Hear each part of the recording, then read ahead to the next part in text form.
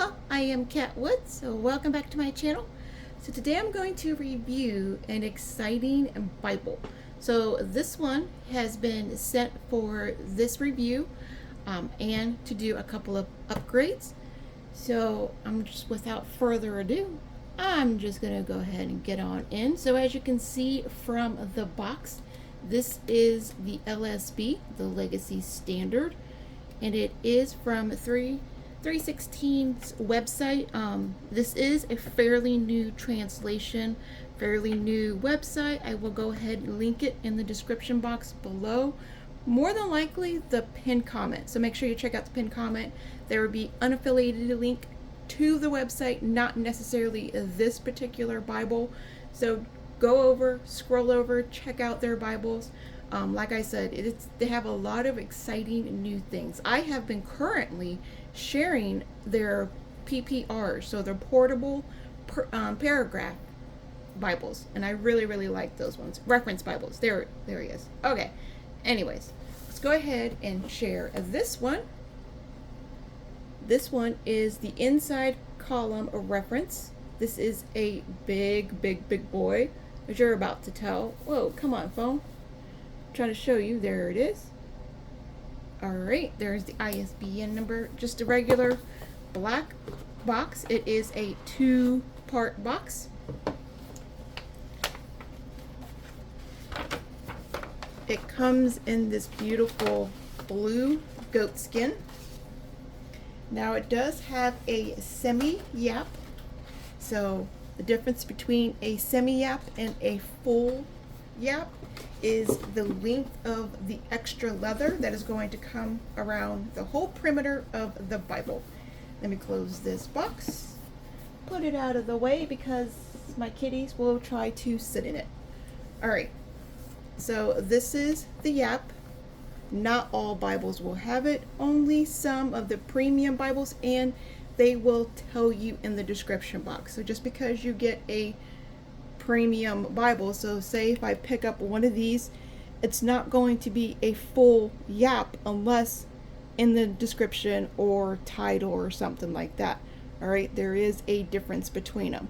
Okay, so I did want to share that really quick with you. I did change the art gilt and I did change the ribbons. So for the most part, if you order this Bible, you're going to get it looking like this without the art gilt and the ribbons. The upgrades that I like to do to my Bibles. Okay, so we have stitching around the perimeter. So all around the semi-yap. Semi-yap means it does not touch. Alright, but there is still some protection there. I will go ahead and pull out the ribbons. Now, the owner of this Bible, they are like me and they appreciate long ribbons. So this one, it will have, how I like to say, waterfall, beautiful Ferrisburg satin ribbons. Gorgeous. Okay, so at the spine, it does have the block, so it's not rounded or anything. Up the PSQs, they have like a round spine. This is a block spine, so whether that's your taste or not, that's all on you. Whether you care or not, again, all on you. It depends on the person itself, yourself. So we have 5 beautiful raised hubs that will protect the gold foiling that is on the spine of the Bible. We have Steadfast Bibles down below, LSB, Legacy Standard Bible, and we have Holy Bible. Looking at the back, it is a beautiful, soft, supple, pebbly. I always say goat skin. The texture for goat skin is very pebbly, like river rock pebbly, in my opinion. Okay, going on in, we have a leather liner. So it's the navy blue leather liner. Continuing it, we have the edge line. And it will come with a blue, light, gorgeous baby blue art gilt, but very light. I added the red complements the accents that are inside of the Bible. So we have red chapter numbers. Let me get you in closer. We got chapter numbers, page numbers, the book in the Bible. So that red accent really complements, the red art gilt really complements the whole Bible. The blue still really looked good, but it was just too light. I think the red really makes the whole page, the whiteness of the page, the words just pop up at you. I love it. I love it, love it, love it. Okay, couple of cardstock pages here. There's 4 of them, front and back, blank title page, the current title page, and then we have the copyright page. They have an array of different cover options for you, so check out the cover options. Again, Steadfast Bible, and it's a division of 316 Publishing, which is the name of their website. All right. This is the forward page talking about the translation itself. So if you're new to this translation, super curious about it, don't know anything really about it, get your information from there, and you can get people's opinion, but don't take it for gold. You always get it from, how I like to say, the horse's mouth, the people themselves. All right, so the text block is a single column text block. Very beautiful print here. Let me get you in nice and close. Look at this print.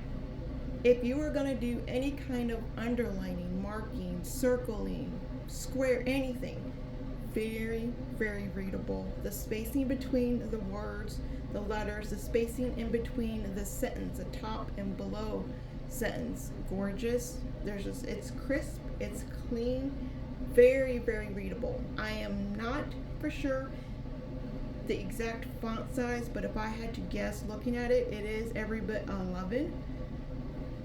Between a 10 and 11 size font. All right, just from looking at it myself. I didn't check out on their website. I do apologize for that. If I'm reviewing, I should know all of these answers, so I do apologize. It is my fault. If you're looking at the verse by verse columns over here, we do have a couple of numbers that are verses that are more bold. So like the 14 is more bold than the 13 and the 12. That is a new column, so a new paragraph, I'm sorry. So when they're starting a new paragraph, there will be a bold number, okay? Something interesting to keep in mind. Now we do have center column references, so in the center margin over here, there will be all your references, which leaves a nice little amount of outer marginal space. So if you're going to take a note, maybe write down a prayer, a question, thought, you're totally able to do it. Not if you write big. I mean, if you write big, you can probably do it horizontal ways, but there is still a good marginal space. Then down below is blank. Okay, so we do have just a center column. That was Miss Layla's fault. Layla's over here on my lap. Like I mentioned, there are the red chapter numbers, the red book numbers, and page numbers. They do have headers, the bold headers. Now I do like, hold on one second. All right, somebody was at the door, I apologize. So we do have the center column, so what I like to say, the gutter marginal space. So when there's no references, like right here, very good amount of space. So the blank space, you can take again your notes, your thoughts, your reflections. I do like that because there's not always a lot of references in these middle gutter spaces. Let me back you up a little bit so you can see what I'm talking about. And then always in the poetic settings, you always get more space no matter what, especially in any single column format.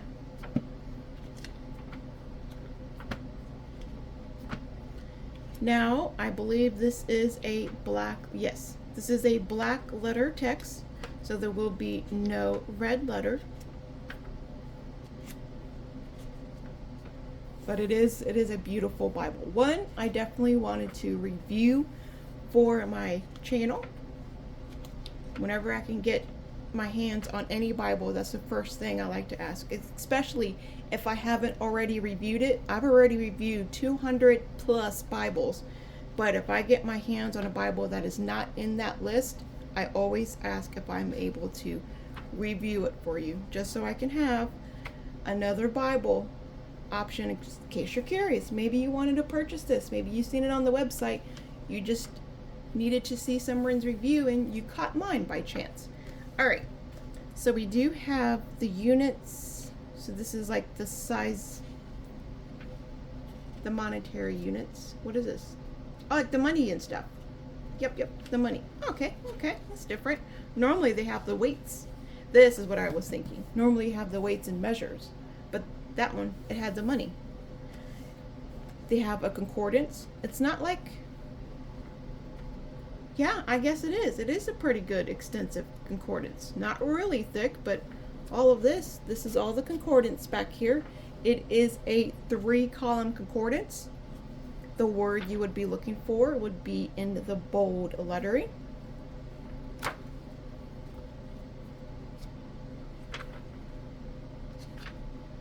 If you are going to do any kind of marking in this Bible, highlighting, marking using pen or highlighters, I always recommend using the last Bible page, either up front or in the back. In this case, I would recommend the back. You can underline, highlight, mark either the concordance part or just use the blank page to see if your items, your tools, supplies, if they're going to bleed through, work on this particular paper. Okay, we will have maps in the back, and there will be a total of 8. So they have 8 maps. It will be on cardstock paper, which I personally really recommend, especially for a Bible of this size. It really helps with the security when you're holding the Bible in your hand. You need extra weight back here to hold the Bible, especially when you have it opened like this.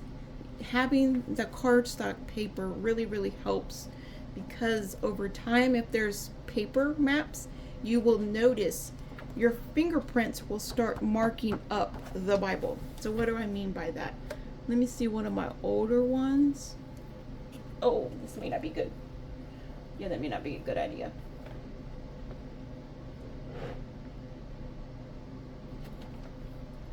Your Bible, you can't really tell here, but you will see fingerprints. You can kind of see, but your fingerprints will come through from where you're holding the Bible. And those fingerprints, if it's on paper, like these are on paper, it goes through.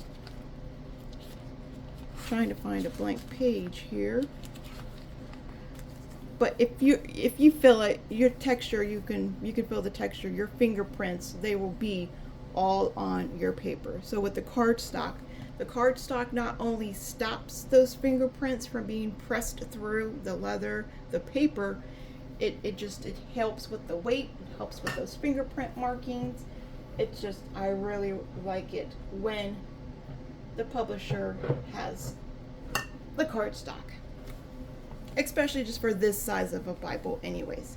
All right, so let's go back to the maps. Not only were we talking about the cardstock, but the printing. The printing is very good, very readable. Doesn't matter the size, doesn't matter the boldness of it.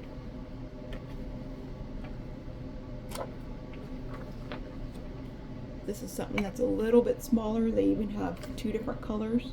So they have a blue and a black. I like the little, I don't know what you would call it, the trimming around the whole maps. That has a name. It's leaving my mind what this kind of print is called. This print is called something, but I don't know. I'm just not thinking about it right now. All right, and then we're going to finish off the Bible with the liner and then the 4 cardstock pages. Those cardstock pages are very helpful, especially if you want to, like me, I always have a travel log in every single Bible that I use, especially if I'm taking it out and about. I'll keep my travel log on one of the cardstock pages. I'll write down my prayer request for that particular Bible. They're really helpful to have. So, okay, if you do have any questions for me, I'll leave them in the comments below. Oh, I forgot to also show you. I'm horrible at showing corners. I never show corners, and I really apologize about that, but there we go. Not only do we have the corners that are stitched, so we got the outer stitching around the perimeter, but we have this beautiful foiling. I've never seen foiling like this, but I like the little arrows that go all the way around the Bible. So let me get back through here below. Look at that.